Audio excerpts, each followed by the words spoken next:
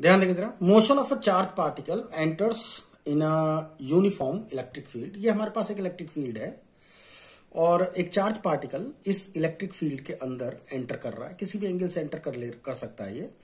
तो मैं मान लीजिए ऐसे ये एंटर कर रहा है, ये इस तरह से आ रहा था ये, राइट। और जिस जगह से इसने इलेक्ट्रिक फील्ड के अंदर एंटर करा वो इलेक्ट्रिक फील्ड के ठीक परपेंडिकुलर है ये। तो मैं इसकी जो इनिशियल वेलोसिटी है, जो भी है इस इनिशियल वेलोसिटी, वो मैं v लिख दे रहा हूं, ठीक है। तो आपको पता ही है कि अगर किसी भी इलेक्ट्रिक फील्ड के अंदर, ये मान लीजिए इलेक्ट्रिक फील्ड है ये, अगर कोई चार्ज पार्टिकल एंटर कर रहा है या रखा हुआ है, कैसे भी है, ठीक, तो हमेशा इलेक्ट्रिक फील्ड की डायरेक्शन में उसके ऊपर एक फोर्स अप्लाई होती है, F is equal to Q into E. अगर ये पॉजिटिव चार्ज है तो, अगर नेगेटिव चार्ज होता है तो, अगर मान लीजिए नेगेटिव चार्ज है तो इलेक्ट्रिक फील्ड की जस्ट ऑपोजिट डायरेक्शन में ये फोर्स अप्लाई हो रही होती है, ठीक है। तो फिलहाल तो ये पॉजिटिव चार्ज है और ये इस इलेक्ट्रिक फील्ड के परपेंडिकुलर इसने एंटर करा है, ये प्लस क्यू चार्ज है ये, और इस तरह से इसने एंटर करा है v वेलोसिटी से। तो इसके ऊपर जो फोर्स लगेगी वो मतलब इलेक्ट्रिक फील्ड की डायरेक्शन में नीचे की तरफ फोर्स लगेगी, यानी जो एक्सेलरेशन है F is equal to M में होता है ना, ठीक, मतलब हाल फिलहाल इस केस में F is equal to Q into E भी है। बात समझ में आ गई। तो जो इलेक्ट्रिक फील्ड की डायरेक्शन है वही एक्सेलरेशन की डायरेक्शन है, वही फोर्स की डायरेक्शन है, ठीक। तो फिलहाल जो है जो एक्सेलरेशन है वो इस तरह से डाउनवर्ड लग रहा है ना। और जो एक्सेलरेशन है उसकी वैल्यू अगर आप ध्यान से देखें, यहां से आपको पता लग रही है कि जो एक्सेलरेशन की वैल्यू है वो कितनी है, Q E by M। Is that clear? अच्छा, तो अब ये जब अंदर एंटर करा तो ये इस पाथ पे मान लीजिए इस ऐसे चल रहा है ये, ठीक है। और अभी हम देखते हैं इसकी इक्वेशन ऑफ पाथ क्या होगी।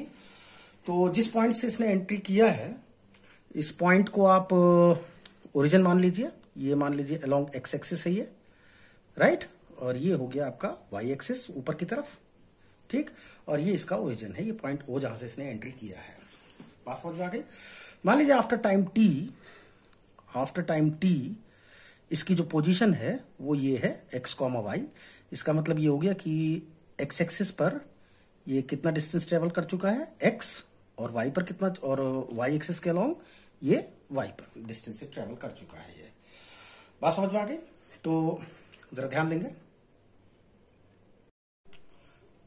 जो इसका डिस्प्लेसमेंट है, ये मान लीजिए पॉइंट पी है ये, वो इतना है, ये है वेक्टर आर, राइट ना।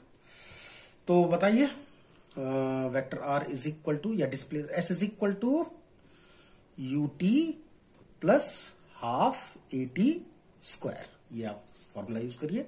तो एस का मतलब क्या है, net displacement, the shortest distance between the 2 point, यानी यहां से यहां तक का जो शॉर्टेस्ट डिस्टेंस है वो ये है, जो लाइन मैंने खींच रखा है, ध्यान से देखिए, ठीक है। मैं थोड़ा सा आपको ऐसे करके दिखा दूं, ये ध्यान से देखिए, ओ से पी तक, ठीक, क्लियर हो गई बात। अच्छा, तो अब एक्चुअली वीडियो बनने के बाद पता चला कि कैमरा थोड़ा सा टिल्ट हो गया था, तो ये इधर वाला हिस्सा आपका कट रहा था, तो मैं दोबारा से इसको एक्सप्लेन कर दे रहा हूं। तो ये जो डिस्प्लेसमेंट वेक्टर है, vector R is equal to है, ये आपने फॉर्मूला यूज किया, तो इनिशियल वेलोसिटी इसकी v है और ये अलोंग एक्स एक्सिस है, तो मैं इसको लिख सकता हूं vi, वाई एक्सिस के अलोंग जो यूनिट वेक्टर है वो j है, और माइनस वाई के अलोंग माइनस जे होगा, ऑब्वियस सी बात है।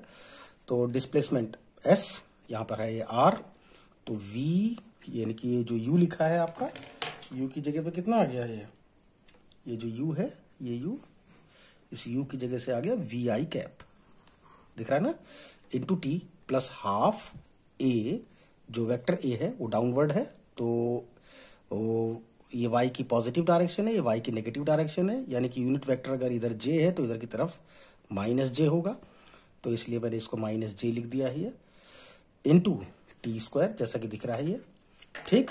अब इस वेक्टर r को आप लिख सकते हैं, जरा ध्यान दीजिए, ये वाला पॉइंट है x कॉमा वाई, तो ये हो गया एक्स आई प्लस वाई जे।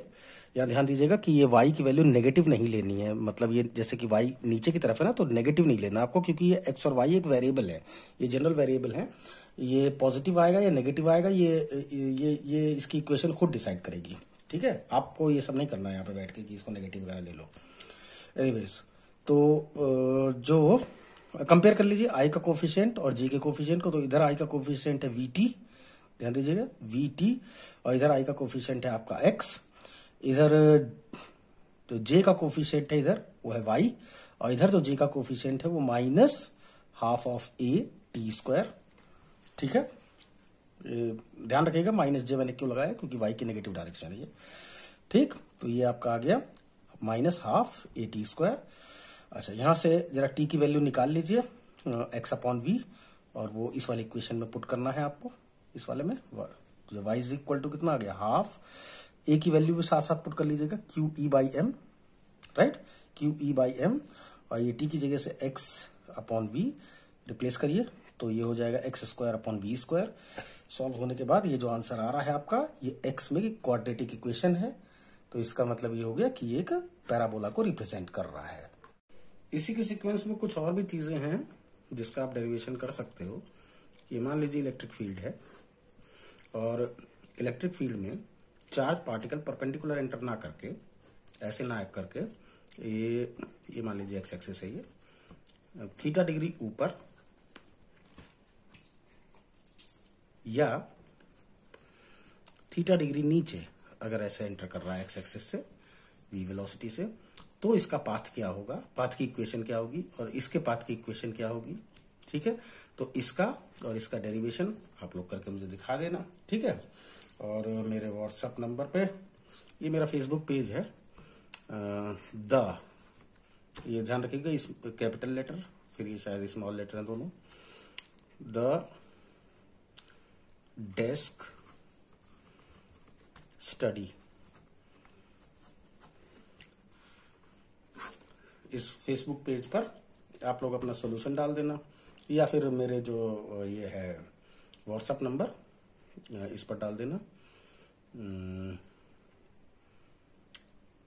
9881095579, ठीक है।